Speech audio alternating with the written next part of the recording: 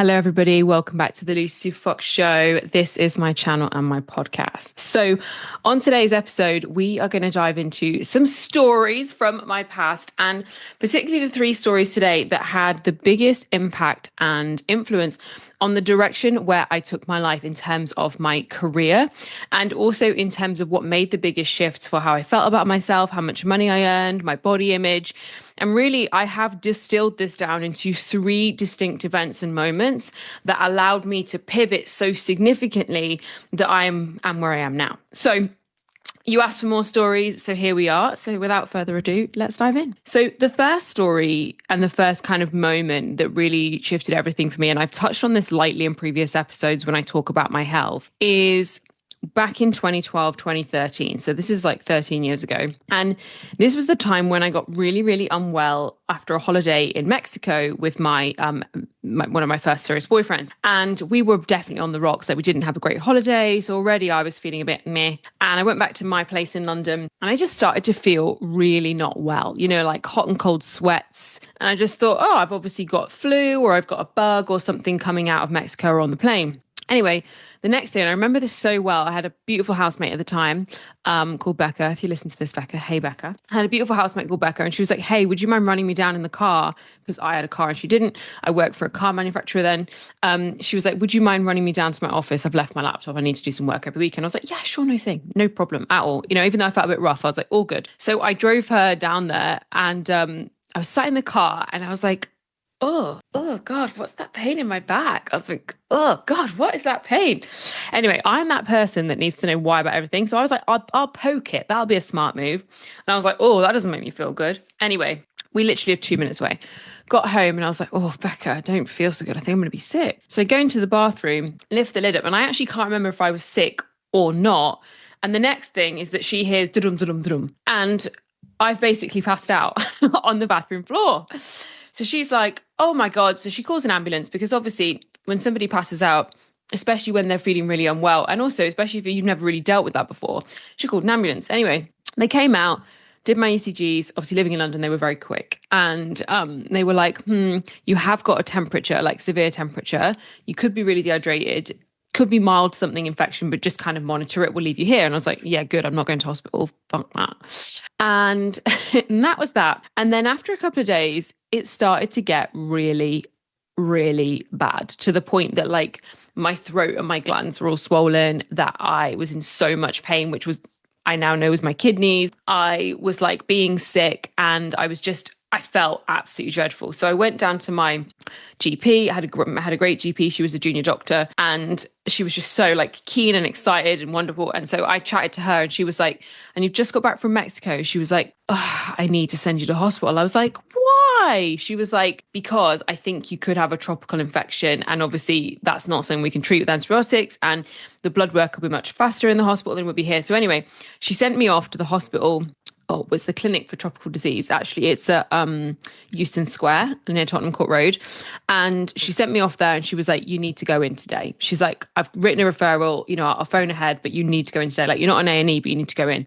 Anyway, so they admitted me straight away and basically took me up to this ward and basically quarantined me because obviously they didn't know what I had. They didn't know what I'd picked up, right? So anyway, they ran blood test after blood test after blood test. And this is aggressively approaching Christmas and my birthday, right? So I think this is probably around like the 16th, 17th of December. And they were like, so we did all your blood tests and we can see that everything's like, you're not well, like everything's raised where it shouldn't be. Something's definitely really wrong. You've definitely got some kind of infection. We just don't know what.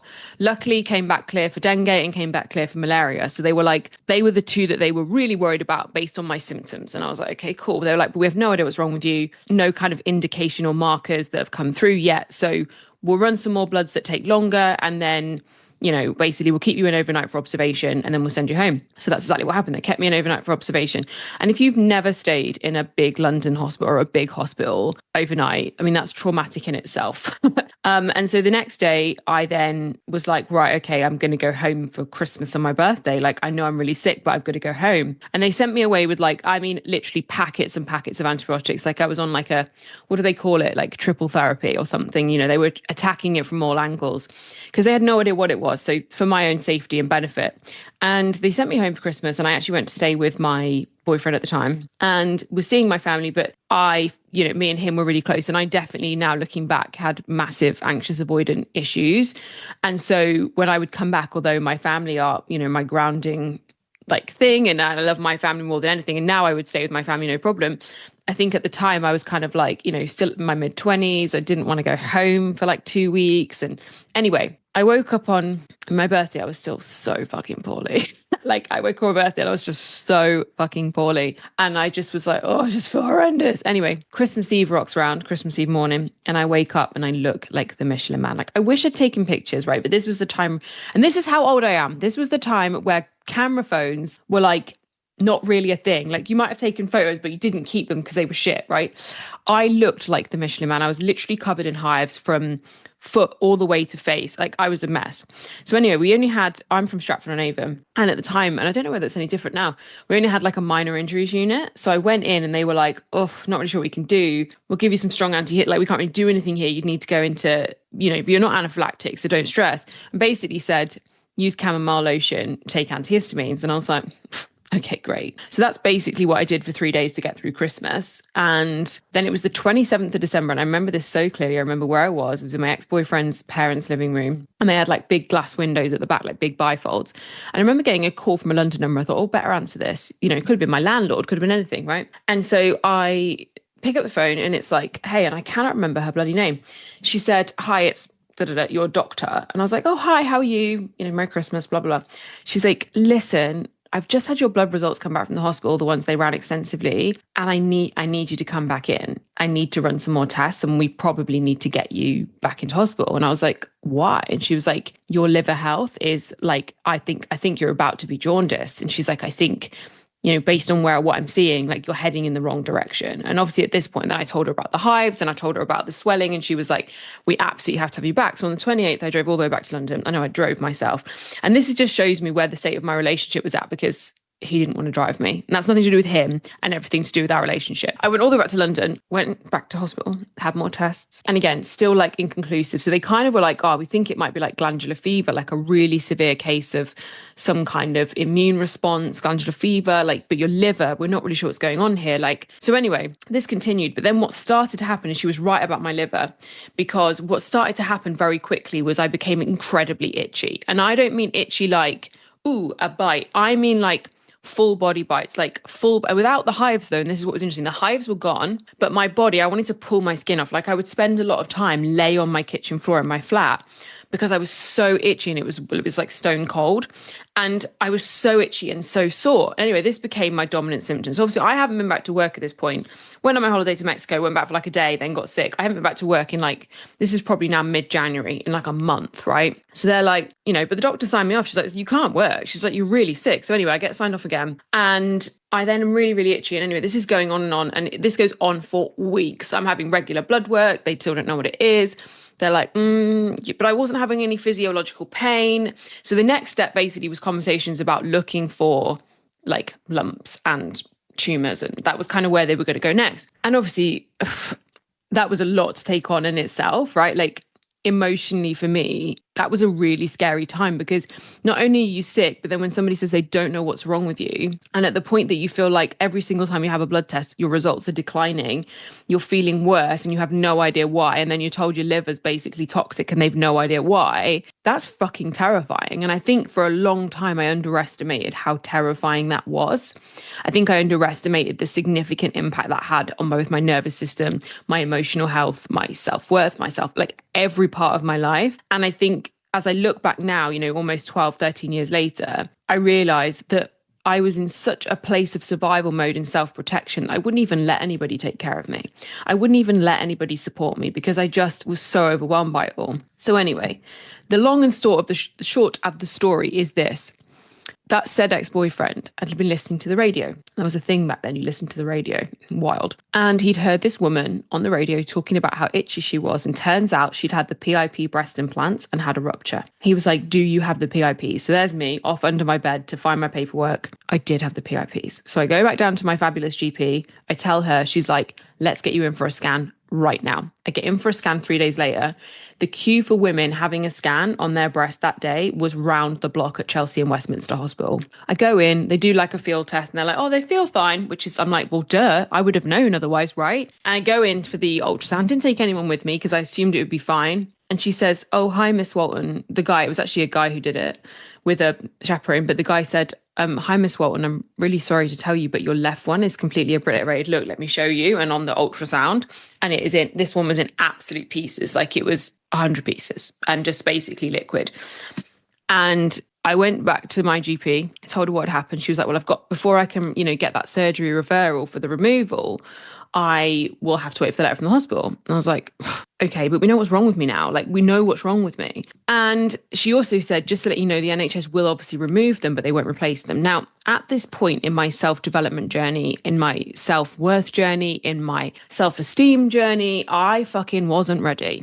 Like, I absolutely was not ready to not have implants. Like, I've told the story before, but I had extremely disordered eating and was extremely thin. Like I don't use the word anorexic because I never got the diagnosis, but if I was self-diagnosed, I was 100% suffering from orthorexia and anorexia when I was in my late teens into my university years.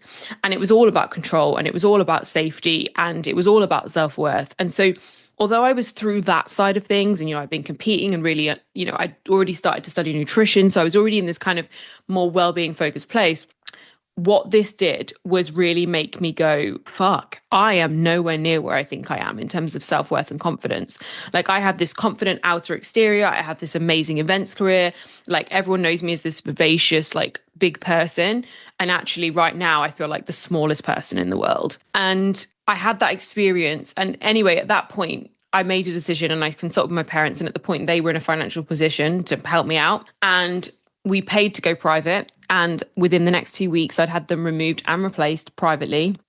And that is how long it took the NHS to send the letter to my GP. So I'd already had the surgery privately by the time my GP got the referral letter from the NHS. And no shame on the NHS here, it just shows you how fast you can move when you have financial resource available to you. Right. And so I made that move, and, you'd be like, oh, that must be the beginning of when it started to get better. And the truth was there were some instant things that changed. There were some absolutely instant results, but the itching didn't stop. It was better, but it didn't stop. The flu symptoms began to subside, like the sweats and then this is where the real work began, because this is where I was like, right, what am I going to do now? Because the NHS are not interested anymore because the problem's been fixed. The GP can't really help anymore. And so this was the point I moved into the space of functional nutrition. And this is the space where I moved into doing blood work and stool tests and, all the hormone tests and acid tests and all these things to find out what was actually happening inside my body that wasn't just a standard NHS marker. And this was really my segue. And this was the moment where really I moved into the space of well-being. I moved into the space of functional health. I moved into understanding the body-mind connection for the very first time. And this really changed the direction of my entire life, because had this not happened to me, I think I would have continued to pursue a corporate career. And I joke with my clients, I joke with friends.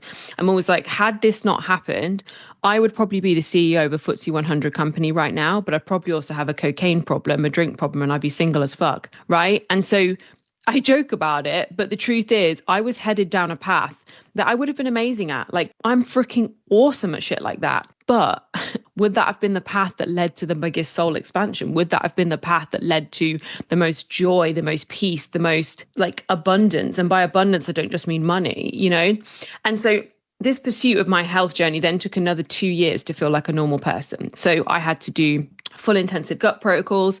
I had to do basically my hormones were completely fucked. As you can imagine, I was underactive thyroid.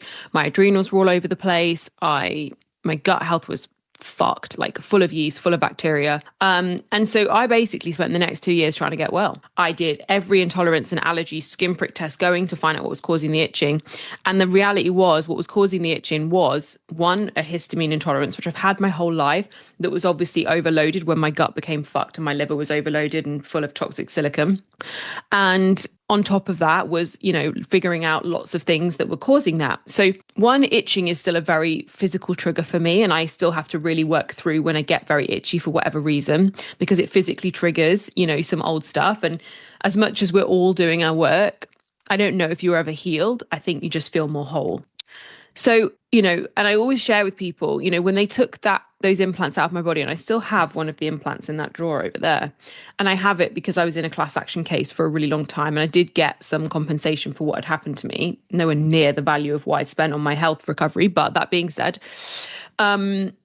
but when they took the implant out, it was basically green. And I have got a picture what happened when they took it out. And I know there'll be some people who think I'm absolutely mental for having them put back in. But that was I wasn't ready, right? I wasn't ready to have something taken away from me from the outside. And this is like when people tell clients to just stop emotion eating, or they tell people to like just choose differently. And I'm like, that's not how this works. Like, there is a level of safety in that area of your life. So if you have a cup of tea and a biscuit every night and you're trying to follow a body fitness plan and they're telling you to stop the tea and the biscuit every night, like, but what is the tea and biscuit giving you? And what the implants were giving me was, yeah, of course, an inflated, no joke, false sense of self, right? Maybe. But what they were giving me was a sense of being feminine. I was literally nothing. I was completely flat chested. And I naturally am lordotic, so my stomach sticks out a little bit even when it's lean. And I think what it was giving me is moving out of this, like, because being really tiny as well, right? Like, I'm 4'10". If you ever meet me, I am mini, like mini. And so I think what they gave me was this sense of being feminine and womanly, because I'd always felt so small and girl-like. Anyway, and there was so much of my worth and sexuality and sensuality and beauty attached to that. And especially because I was in the competing industry where that was kind of also elevated. So I was not ready to have them out, but this is what they look like. So like I said, it took me 2 years to get well. But what happened off the back of this is when I went, right, I am going to go train in nutrition. So I did a diploma in nutrition. This is where I'm going to pivot my career. And it's not a coincidence that 3 years later, I'd left my corporate job to start as a fitness and nutrition coach. Now, as you know, that segued very much with a mindset piece to it, right? There's a huge amount of personal development, personal healing that has to happen when we go through extensive trauma. And I made every single one of my clients that joined what was Team Superfox under fitness and nutrition, I made them do mindset modules every single month and have calls with me and process. And the growth of these women was unbelievable. And that's when I really realized that was the bit I wanted to do, that the fitness and nutrition had been a health and wellness foundation and segue into what I was supposed to be doing, which is what I'm doing now, right? Which is, life coach, root cause therapist, focused on trauma, expanding my knowledge on neurodiversity. Like, that was what I was always supposed to be doing. And again, I'm also really open. And I said this on a client coaching call last night, I love human design. I'm not trained in it. I'm not qualified in it. I couldn't, tell you which one you are for Adam. My friend Becky can though. So I'll put the link in the show notes for how to do that on Becky's website. But I love human design because learning I was a generator and understanding the way those people respond and how we work best and what's good for us completely changed everything. I mean, there's a whole story in that in itself. But why I'm sharing that here, like the way that I work and the way I operate, is that I'm designed to follow things whilst they light me up. And when they no longer light me up, I'm designed to walk away. And my life has absolutely fallen in 7-year cycles, like terrifyingly fallen in 7-year cycles. So, 0 to 7, couldn't tell you, probably just childhood. 7 to 14, really figuring out some identity stuff. 14 to 21, that was crisis. That was absolute crisis. There was the eating disorders. There was trauma around relationships. There was like massive money trauma. 21 to 28 was the health journey. That was when I really kind of started to get well, really started to kind of set my foundations. 28 to 35 was like building some big businesses. I built multiple 6-figure businesses in that time. And from 35 is actually when I had my nervous breakdown, the second one. And I'm going to have to do a whole podcast episode on that separately, because I feel like today's episode is going to have to be a part one of maybe part many, but I'll do a whole episode on that. But that was 35. And so now at 37 and a bit, 37 and a half, 2.5 years, I'm kind of, I would say at 18 months post the recovery from that. My businesses are booming. I'm in an amazing place right now, like emotionally, physically, with my body, how I feel about myself. And so every single cycle of my life and every single season of my life and every single event and experience has led me to the next thing. It's never been about, for me, this is the thing I'm supposed to do for the rest of my life. The thing I'm doing right now is what I'm supposed to be doing for now and for a very long season. I have no doubt this is the route I'm supposed to be following, probably forever, with expansion, with changing pivots, with changing direction as needed. But what this event allowed me to do was to almost look at my life as if I had parallel lives and go, well, this is my life if I go this way, and this is my life if I go this way. And as much as I would never wish a breast implant rupture on anyone, and as much as I would never wish it on myself, And as much as I would never wish an intensive functional nutrition, God, years and years and years of getting well journey on anyone, what I will say is what it allows you to do is get really real about the life that you want, about the life that you're living, about what's really happening for you, so that you can choose again, so that you can choose differently. And look, so that you can actually, and do you know what one of the biggest things I'd say is when you go through a massive trauma, what it does actually allow you to do is ditch habits, behaviors, sabotaging things that you do instantly, because it's so dramatic. The impact is so dramatic on both the nervous system, on your emotions, on the way that you think. It completely changes your perception of reality. That's actually a really great place to start from. And so when things burn down, when things are at rock bottom, that is why it can only get better from there, because that is your opportunity to, without quoting Friends, pivot. That is your opportunity to change fucking direction. And so I've always seen the moments of hardship. I think John O'Leary calls them inflection points or inflection moments, where you kind of go, now what? They are so much easier to change from than the day-to-day. The day-to-day can be so monotonous, routine, safe, predictable, and comfortable that we stay in this rhythm. We just stay in this pattern of who we are and how it's going and what's happening for us.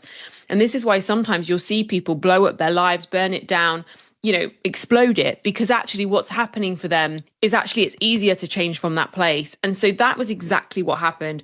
It completely pivoted my career direction. It completely pivoted my views of health, of nutrition, of well-being, out of kind of body image into body wellness, into out of kind of like the outside and what was going on in the inside. And so that was the beginning and the foundations of what set to became, now looking in my third iteration of my business, the third iteration of a six-figure business, completely different. I no longer do fitness and nutrition, right? And yet my business is still, and that's because every single version of me was required to become this person. And this event was required for this to happen. Now, to close the loop on this, I spoke a few months ago on a podcast with my friend Victoria, and she just had an explant. And I was like, yeah, I'm not sure I'm ready because I'm not experiencing any symptoms of breast implant illness. I actually feel great. I've actually just done a stool test as well. So again, still pursuing my own health, keeping on track with things. Have got a little bit of work to do on my gut health, mainly stomach actually, which is interesting rather than small intestine or anything like that. No yeast though, thrilled.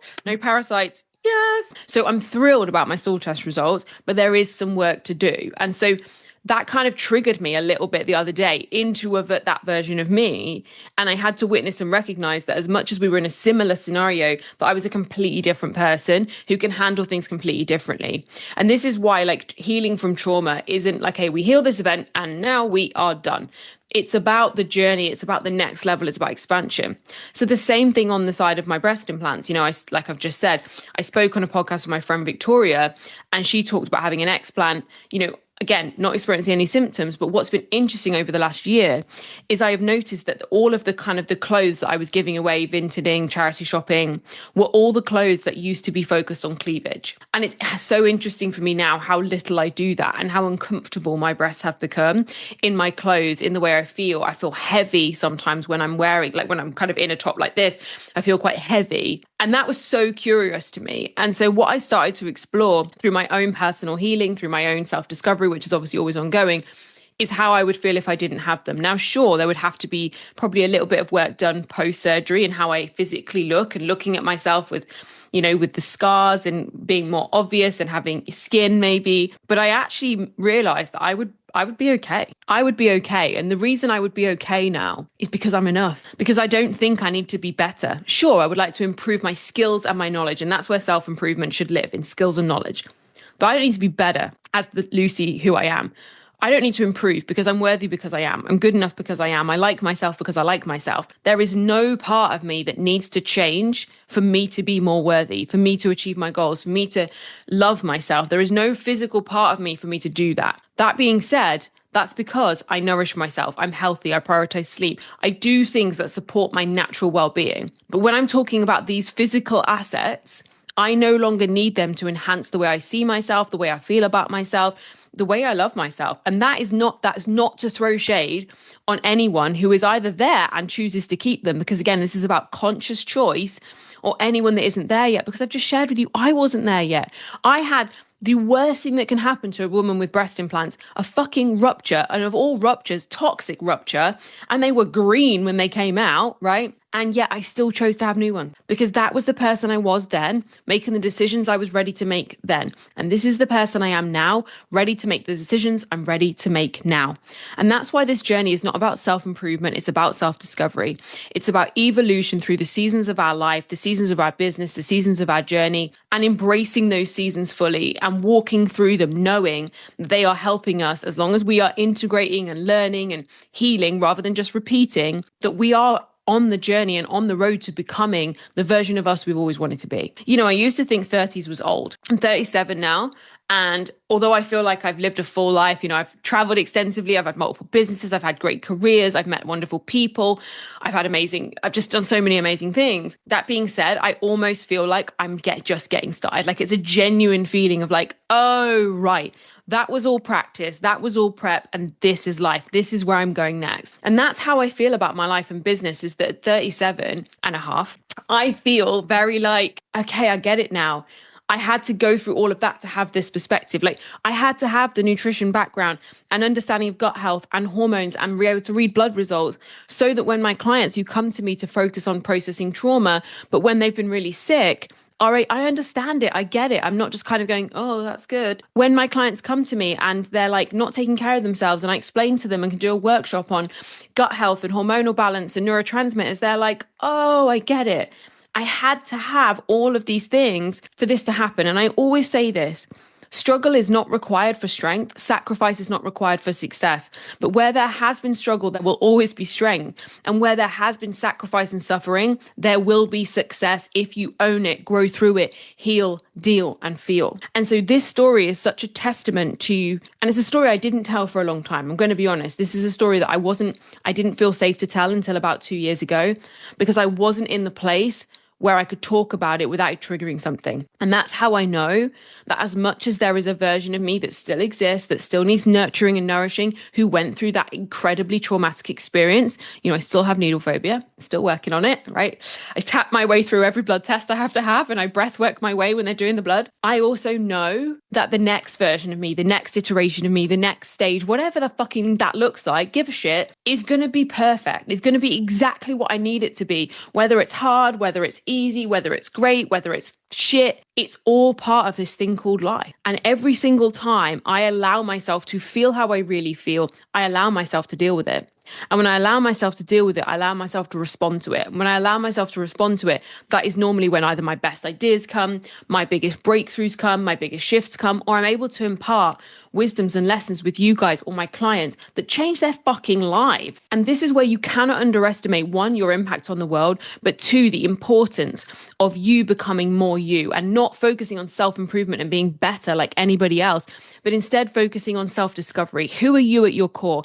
Who are you at your most authentic? Who are you without all the labels, without all the stuff, without all the things? Who are you and what do you bring to the world? And that, my friends, that is the magic of when you've been through something traumatic, is that gets to be the platform for you to stand on. That gets to be the place where you make your stand. That gets to be the thing that drives you forward so that you get to become the next iteration and the next iteration, not for the pursuit of better, but for the pursuit of who you are at your most authentic self without all the bullshit. And so it turns out we're going to need to do 2 more podcasts to share the 2 biggest stories with you.